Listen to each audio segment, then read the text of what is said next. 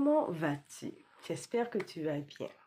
Alors, j'aimerais aborder ce sujet avec toi qui est ne méprise pas ta jeunesse. Tu sais, quand j'étais jeune, je vivais aux Antilles. J'avais une vie en étant jeune vraiment débauchée.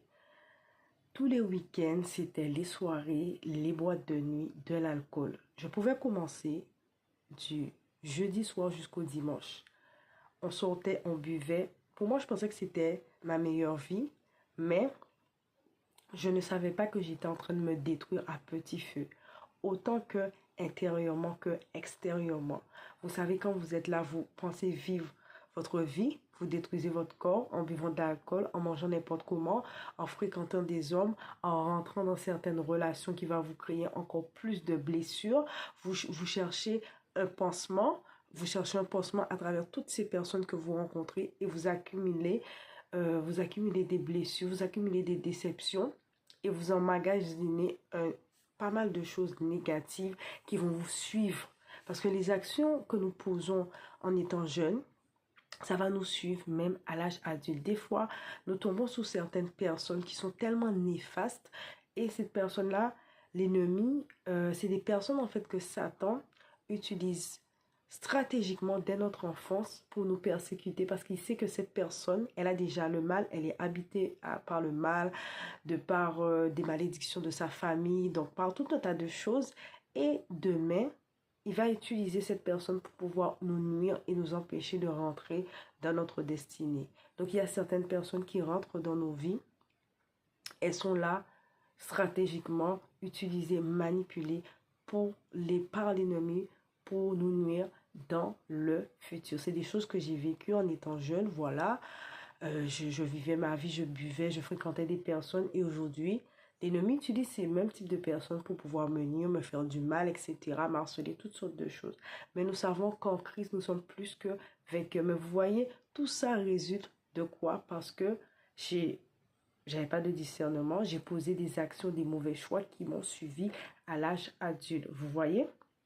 Donc, en fait, c'est vraiment important durant sa jeunesse de ne pas faire n'importe quoi. Quand je buvais, après le lundi, je devais aller travailler. J'avais encore les effets de l'alcool juste pendant toute la semaine, jusqu'au mercredi. Et après, rebelote le jeudi d'après, ainsi de suite. Pour moi, je pensais que c'était une vie. Je vivais, ça me rendait heureuse pour autant. Mais au final, il y avait toujours quelque chose de vide à l'intérieur de moi. Certes, je m'amusais, je buvais, c'était pour autant. Mais après, j'étais malheureuse. Donc, t'es jeune.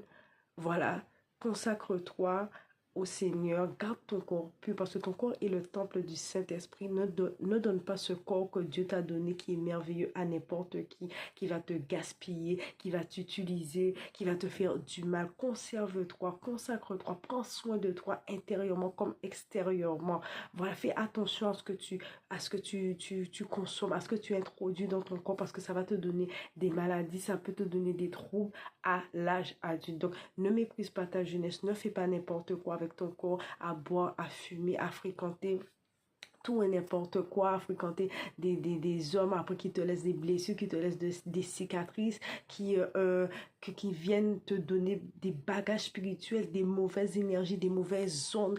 On peut ramasser tout un tas de mauvaises choses en fréquentant des mauvaises personnes, des mauvais esprits, des mauvais liens familiaux de ces personnes, tout un tas de mauvaises choses négatives et on se sent mal, on se sent alourdi. Donc vous voyez, donc vraiment faites attention.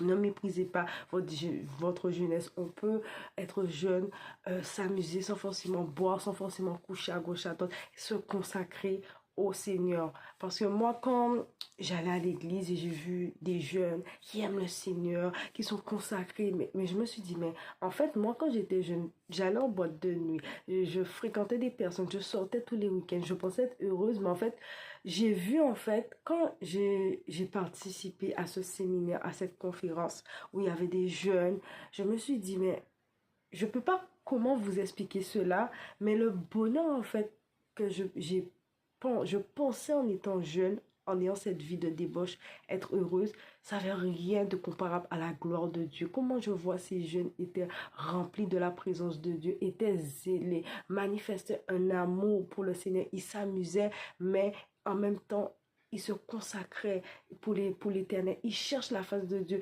Et c'était quelque chose qu'on ne peut pas expliquer. Donc, fais attention à toi. À bientôt.